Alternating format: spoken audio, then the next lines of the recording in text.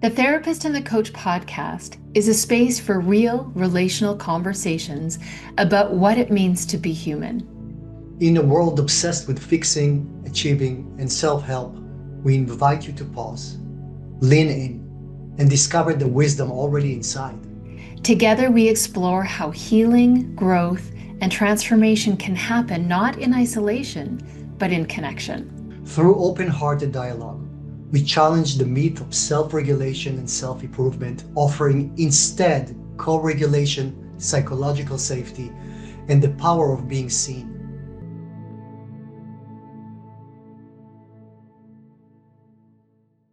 Yes. Hey. All right. So, hey, we are doing part two, and we don't know how many parts we're doing to this, but we're doing part two of the Talk to. power of relationship Yes. Well, today. it's just such an important topic that we can. I think last time that we left it, we just kind of felt there was so much for us more to go and we'll just continue with that because it's just really the heart of everything, right? Yeah, I was reflecting as we were jumping on, what did we talk about last time? And and I recall that part of what was in my mind, and I hope it came through in our conversation, was this idea of self-help being a misnomer, and that we really to grow and we're hardwired for connection as Yes, human yes, beings.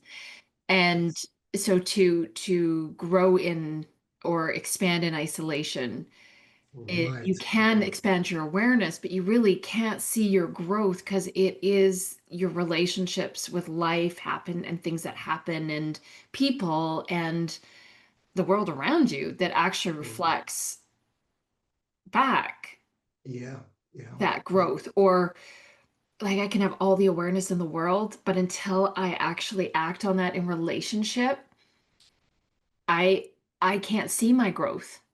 Exactly. And Exactly. that's where it gets messy. Sometimes. That's where it got messy for me. Let's be clear. I mean, no, not fine. Not in my house. Yeah. Uh, It so many times happened to me, when I'm kind of preaching, to be honest, it's like, but that's just kind of the humanize the whole thing, that I'm preaching the right things, and then I find myself doing exactly what I'm telling to preach. But that's also part of, I mean, I'm thinking like the people that hear that think that sometimes the expert have it all right, so to speak.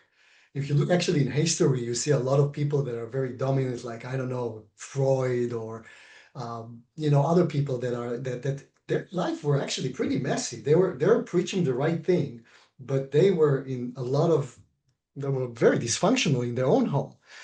So, but what I wanted to say is that we're all people, and even if we say the right things, what to do or not to do, we all struggle with things that are not resolved inside that affects our relationship. So I just want to tell people, allow yourself to be human, and kind of thrive to constantly do better and go better. But the doing better so many times doesn't change things, but actually to be in touch with yourself and your inner part in your parts and bring it out and connect with other people that are capable of mm, hearing that and be with you. These are basically the conduits that are actually, the word neuroplasticity, that the brain is moldable. Because brain is moldable and constantly evolving within the context of relationship. But I think it might be important to say that not all relationships, sometimes they go have relationship, but so many times the relationship that we have are not regulating, they're dysregulating. So mm. basically, co-regulation is not necessarily mean like just like any material that you read. You don't read everything. You see sometimes things that kind of speak to you and some things just like, oh, I don't read. The same thing I think with relationship. You want to choose very wisely who are the people that we're connecting to. And just, it's something that I think people need to connect with their guts and say, does it feel safe? Does it feel that person can hear me, can see me, or it's about them, and then you are basically alone within the relationship. Yeah. That relationship that creates so much aloneness. So many people feel, damn if I do, damn if I don't. If I'm alone myself. I want to be with people. But then they spend time with people, and it's even more exhausting than being by Yeah. yourself. You're by yourself with others. So, Well, and I appreciate what you're saying. So there's a lot in what you just said. So I just want to unpack that first. Thank you. So this idea of being careful or being mindful, I don't want it careful because that's fear based, but mindful and intentional about who you are in relationship with, that's great if you're thinking about your personal life. But therein lies one of the challenges in leadership. Yes. You often don't get to decide, or somebody's got the great, they present well in their interview, and then when that honeymoon phase is over, we talked about that, I Yes. recall in our last, Right. then and things get real, then it gets messy, and sometimes that's where problems start to impact, especially if there's, yeah. So that's where our stuff starts to connect, and we have the opportunity to either grow together or continue to grow apart, um, and blame each other for that. But so there's that. But then you brought up this concept of co-regulation, regulation. So these are words that you're using as a therapist, which I have a sense of, but what does it mean? And then you're talking about brain plasticity, which again might be very common to you in the way you think and the way you see the world, and but might be new for somebody who's listening to this, or, and it's a really cool idea. I was introduced to that by multiple different sources, but Joe Dispenza has really taken that, a long way, that idea of neuroplasticity. So what does, so just to unpack that a little bit, what does neuroplasticity have to do with relationship and co-regulation, and what does co-regulation mean? Is that too That's much at really an once? excellent, excellent question. This is really excellent question because really it's the heart of what we're talking about, Mm. why relationships are so important, I think. So what we discovered in neuropsychology, in neuropsych, is that when the kid is born, they're just kind of bundle of neurons and they're completely depend on the parents' neurosystem and capability. Capability means that, let's say that mom was very anxious. And let's say that she did all the right things, but the kid kind of like picked up, the very young toddler, picked up that mom is very, very anxious. It's a vibration, it's energy. Mhm. So that immediately starting seeping into the toddler's nervous system, and instead of being calm and regulated, and regulation means that one container is actually containing another. Hopefully, mom is older enough to have enough capacity inside. Capacity is the capability, like that she's calm. We Mhm. all parent. You and I are parents. Sometimes we want to be there for our kids, but we have nothing to give, and Mhm. they pick it up and we try to do the best we can at that point of time, but we're nothing up to give. So instead of being there for them, we want to be there for them, or actually they pick up the energy regardless what we do, and that will actually seep into their system, regulating them, calming them, or not. So we might say, yeah, yes, yes, it's okay, or yeah, it's okay. Same words, different message, and the message underneath it, the one that actually the other person received. 95% of communication is really unconscious. So it's not Mm. what we say, it's how we say it, and the And it's vibration. perception, it's Exactly. receiving that energy, and it's, we're not always aware of it because it's such a primal, It's such a instinctual right, right, way right, of right, connecting. Mhm. right. But we're constantly assessing inside, is it safe or not? If Mm. we get the safety to be, generally, that's true to leaders, that's true to employees. Let's say employees, if they get the message from let's say the CEO, who wants to be kind, let's say she wants to be kind, she is kind, she has good intentions, but she is very anxious herself, Mhm. that's what will permeate to the employees. So there is a wishful thinking and there is actually capability of really being what you want to be, what you intend to be. Now that, if we go back to the toddler, if the toddler constantly getting a very anxious mom, regardless what she does, let's say she's an incredible mom in terms of intention, doing all of that, but all he or she get is that anxiety, their brain start molding, start getting that vibration, it becomes part of them. So the brain is plastic. meaning that the brain is constantly moldable throughout our life, by the way. There, Mm. yes, there is like the sensitive times of early childhood and adolescence that the brain is formed and solidifies.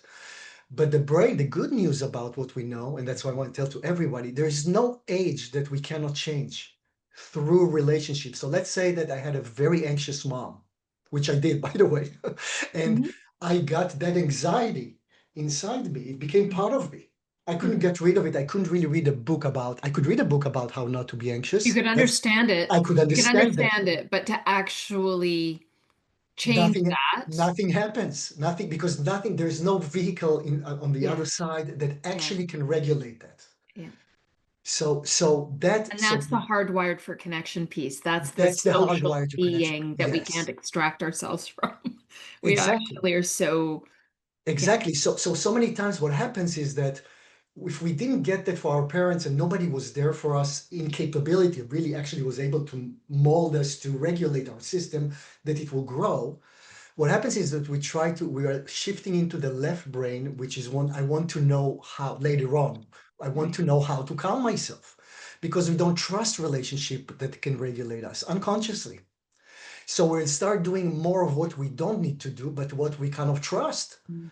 which never changes anything because it's a vacuum in our mind. It's like almost you try to cool an engine with its own internal combustion heat. Well, and this is why I don't want to rail Oh, you, but go for I'm it. just having these thoughts that are plugging in. And that's why in leadership, in coaching, like one of our core competencies is cultivating trust and safety. And psychological safety is such an important Yeah.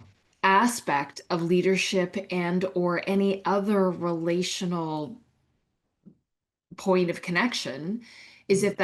if that psychological trust and safety isn't there, someone isn't going to take the risk in relationship to make that change because if something is safe, even though it gets me results I don't want anymore, like it's not getting me what I want, it's safe though, so I keep going back to it. In order to change that behavior, I have to feel safe enough to do that because I Exactly can't do right. it in isolation. I have to do it in relationship, and therein lies the rock and the hard place of the human Yes. experience. That's so true, Lorraine. That's so And true. so, if that psychological safety isn't there for me to learn to trust myself or get enough evidence that, oh, hey, this new behavior, then my brain can't change. My nervous system is continually activated in the same way that I was as a child. So we're adults walking around with a Right. child-formed nervous system, 100%. scanning for threats and going whoop, It's whoop. so true. It's so true. And That then we try to survive again. and then we're constantly in crisis or survival mode. And that's why the grass is not greener, Exactly. because we can move jobs, we can divorce, we can We change do, friend groups. we take ourselves wherever we go. And yeah, what is that? I mean, that's one of my favorite quotes is from Herodotus from like, I don't know, 86 BC or something. And translated, it's they change their skies, not their souls, those that run across the sea. Yes. And I was running across the sea literally at the time when I read that quote or was introduced to that quote for the first time. Actually, I heard it in Latin for the first time and then it was translated to me. But um, it was profound because there was, in It is London profound. It is somewhere. so true. Yeah. And And I it's was true. like, We oh take yeah. ourselves anywhere. We can go to vacation and escape or go to And vacation. It's actually becomes so terrible because everything, the truth is coming out. I know, and it's like, wait a minute, you weren't supposed to be here. That part of me, what are you doing here? I left those back there. I left those in that relationship. I left Yeah. those in that job. What? Oh yeah, Why is this happening? we've So, all so been there. going, so really what we're talking about, just to really make this concrete, I like the word concretize, but actually don't think it's a word, Yes, but me to too. make it concrete, this is the rock and the hard place of the human experience because you really are can be, and it feels like stuck in patterns unless you have the relational safety to make have the courage to make the change, and then to be able to affirm oneself, like come back and be witnessed in that, like to see like, Yes, okay, so you went and did yes, that thing. yes. How you doing? Well, everything's Right. okay.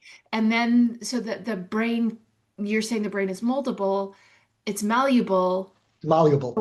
So, so it is growing and changing. And I think that from a coaching perspective, because again, that's the space I'm holding in our conversation, that mindset, that way of being. Mhm. And I can understand it the way it might be for a therapist as well. But that is the essence of the power of relationship that we're talking about. That's the essence. It's Yes, the yes. difficult thing that we cannot run away from in being No, human. we can try to run. We We won't can, escape it. and denial is a wonderful Hmm. way to live Hmm. in the patterns that create results we don't want. Right. But if this, it's really interesting because it's really interesting. Yes. And thank you for summing that up. So the one thing, so co-regulation and regulation, you may have said this, but my brain is just like latched on to every word you're saying. So, so what does co-regulation and regulation mean, and what does that have to do with what Thank we're you talking for about? getting Is back to that the that because nervous system? yes. But yeah. So co-regulation, so self-regulation is more if the system, let's say that then again we carry the wound inside and we're anxious because of our upbringing and whatever happened And to we don't us. even know. Like we We might don't not know. even We know. don't We even might know. not Yeah, even be aware of it. we It's like, might I not don't be know even why I'm aware. reacting to that. But what you can when you can aware how the way you can be aware about the past is that see the present. If you're constantly, for example, Ah, anxious, constantly anxious, the present is usually come a lot. If we're healthy, that we live in the present, we don't even aware of the past or the future. We just live right now. But for so many of us, I think all of us in that way or another, I won't say all, but most of us, yeah. some things are coming to the present that we know that it does not belong to the present that I carry with me all the time. That will give you a clue that it belongs to then and there. So from the here and now, we can know what happens in the then and there. So let's say that mom or dad, or we lived in constantly fear. It wasn't psychologically safe as kids throughout the time. Then we take that this anxiety, the kid inside is still there, anxious. She's anxious. Nobody really actually regulated her at any point of time. Mm. Even they try to regulate, there is no really actually co-regulation in order to develop a clear sense of self. So you don't carry that anxiety with you. So what usually we do is that if we don't trust relationship to that they can be helpful for us, calm our system, nervous system down, we will shift into the left brain, and the left brain would get us to what do I need to do about that? Because I Oh, can first, so okay, so you did say this. So yeah. so the co-regulation is important because in order to self-regulate, No, it's just if you self if you basically if you don't if you never got the regulation yeah. inside, you're missing part of you. But you're missing part that constantly coming to the present. The anxiety is constantly there. The depression might be constantly there. You can try to read, for example, something that uplifts you for a second. That's a self-regulation, right? Because you read something about that. That it's not regulation, it's not a human regulation, it's like a narrative or something that you get into your world. But what it does, it gives you calm for 2 seconds. It's like, oh, I'm okay. But because you're never really regulated by a person, that regulation Ah, doesn't last. So you're constantly chasing. It's like chasing basically alcohol when you did actually to drink water. You kind of feel that the wetness inside. You feel like, oh my God, I feel so much good, but it's diluted. It's not really what you need. You need a person there mm. rather than alcohol. Okay, so again, from a coaching perspective, one of the things that coaches are like again under our competencies around our ethics and also our um, embodying a coaching mindset actually speaks directly to self-regulation and the ability to remain neutral, not unfeeling, not disconnected, but open-hearted, open-minded, neutral, because I am not here to fix anything. I'm not left braining anything. I'm receiving and witnessing in a calm centered, grounded way. And um and well, I can celebrate, Co-regulation, and that's and co-regulation. that's co-regulation. So that's Yes. that's what I'm seeing. So self-regulation invites co-regulation. And I'm thinking about my daughter and my son in the places where I have been dysregulated, if that's the right word, in interactions with them, especially in moments of high stakes stuff or what mild crisis or crisis, because we've been through wildfire and that kind of stuff. I can see how that co-regulation is important. Like birth order, for example, my daughter, she's got this perfectionism thing. I'm like, how did that happen?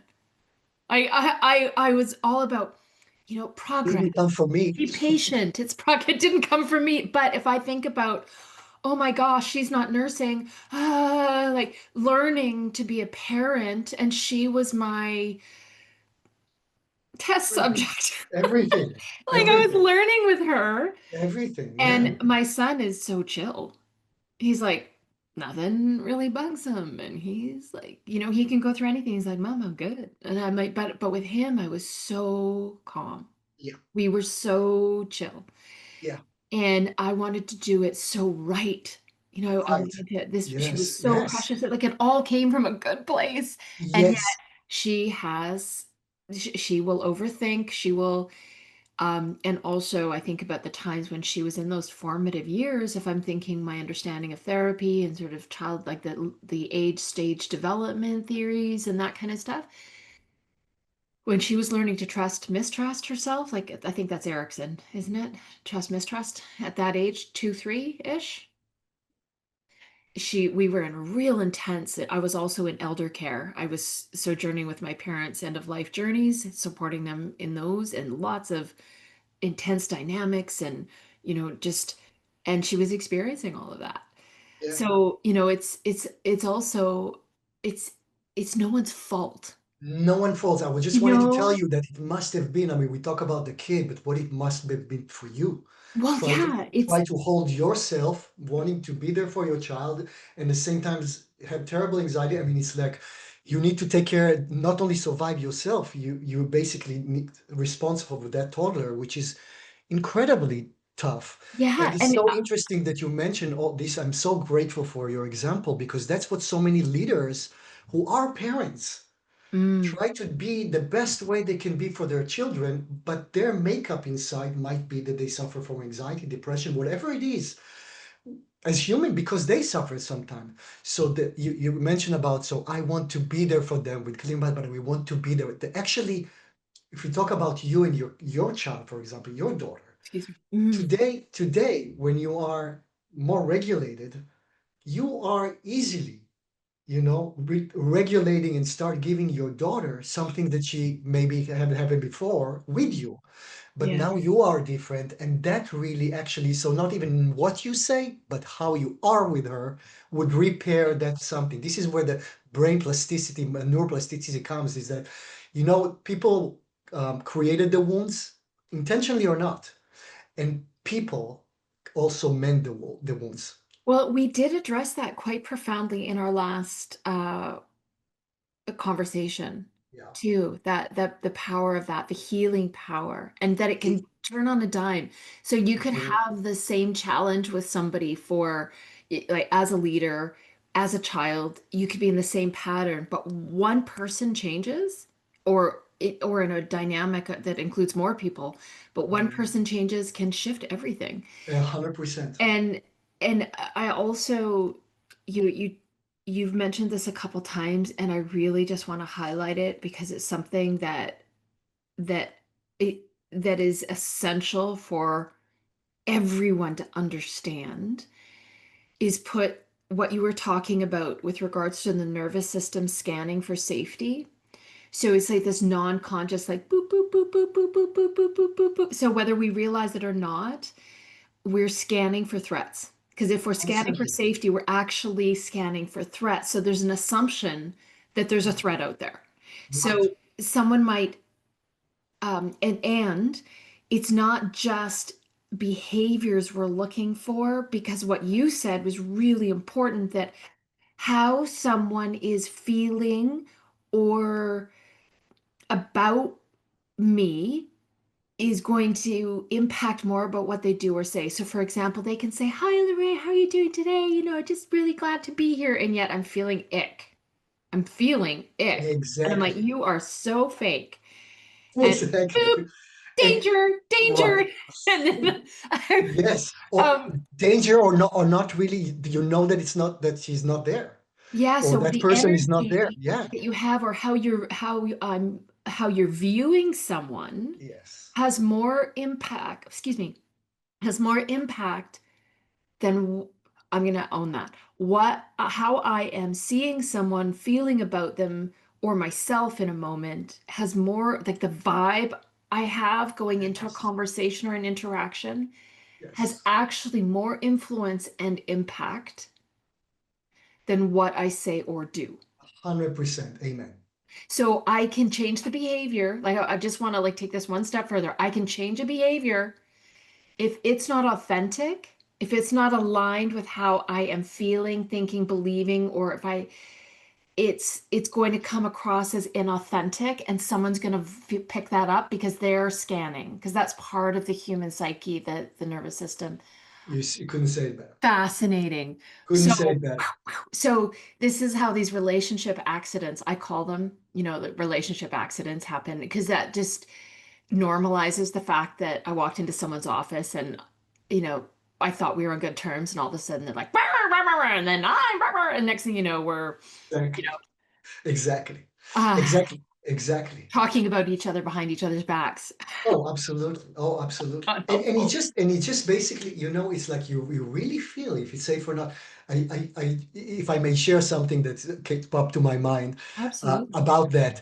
When I came from Israel to here to study clinical psychology in Pepperdine, and in Israel, when we say something, it's cultural thing. We say that sometimes too wrong. It's like very real.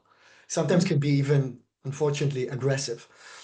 But I remember going to the grocery store just when I came, and the cashier lady said, "Hey, how are you doing?" And I started telling her how I'm doing because because I thought she was interested in knowing. And all of a sudden, I see her kind of like, it's like, I didn't mean to do that. And I was so offended because I expected it if somebody really asking me how I'm doing, that if I ask somebody how I was doing, I want to hear. If we don't want to ask, we won't And it's take just a greeting here. it's just a It's just, greeting. So I yeah. learned later on that it's just a greeting here.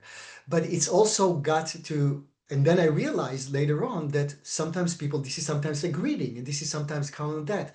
So, and I separated then again from the culture aspect, which is also so important for us Yeah. to talk about relationships, because some people might be actually genuine, but they come across in a, sometimes I could come maybe across a little bit too upfront.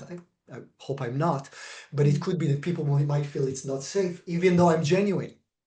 Okay, so here is this was actually one of my deep thoughts of the day today, that I was sharing on my Facebook feeds, and I do that in the morning. And that my thought was of, I guess about 10 years ago, someone asked me a question. It's amazing how one question can change your life. And she said, "Well, what if you never had to be offended again?" I'm like, "What? What are you talking about?" Like I was all up in my, like It's like, what, I was like, this what was do a you coach want? of mine years ago, and she's like, "Well, what if you just chose not to be offended?" I'm like, "What are you talking about?" I'm like, "What do you mean?" And so that thing that you're bringing forward, like that, not that thing, but you made a choice to separate. You made a choice, like you learned that, oh, this is a cultural thing. But there's differences in family culture, there's difference in ethnic culture, there's difference in organizational culture. It's all different. And Absolutely. And we have and different people with different culture that are within the yes, team. and we seem to be in I don't know if it's just North America, but I have a feeling it's global. We're living in a time where people are being invited to be offended. It's like offended is the So way that true. we are reacting So to one true. another, and like somehow that's okay. But what was really impactful about that moment is I realized more than anything that my hot emotions were a choice. And that, you hear the change your thoughts, change your life. Like that's not a new, I mean that goes all the way back to, Eastern philosophy, and like there's all kinds of breadcrumbs through Without, history that speak that truth. And then, change your thoughts, change your life. Well, why? Well, because your thoughts. So it was really amazing to go, well, I'm choosing not to be offended by that in the same way you've chosen not to be offended culturally. And that it was, but that openness, it's that yes, openness and that choice to receive and not take it personally that can be so impactful too. So I think we're at the end of our time here.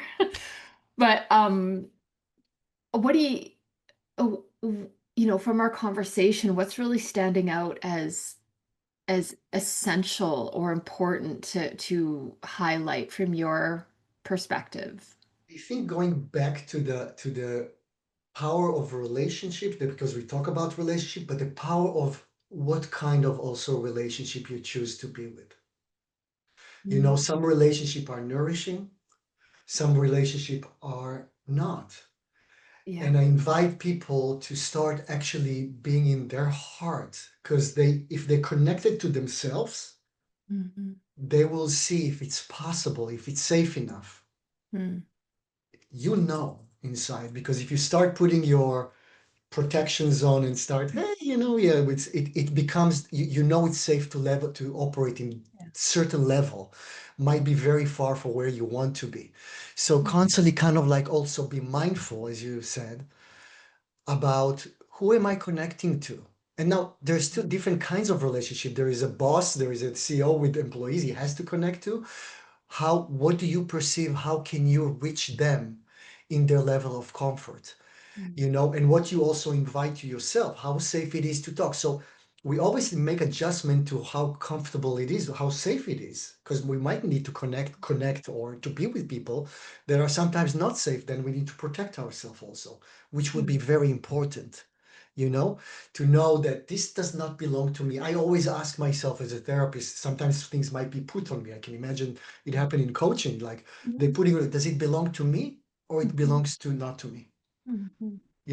And I'm open enough to look at myself if I feel that it's belonged to me, and I'll communicate that. Well, That's being you're human. open enough because you've become safe enough with yourself. Exactly. So that relationship within yourself. So it's relationship with Yes. self, with others, and with life at large. Exactly. And it needed to be, first of all, that Yeah. I'm safe inside. I'm Yeah. not as say I wasn't 20 years ago. I would Yeah. probably try to be am I okay or not based off if they like me or not.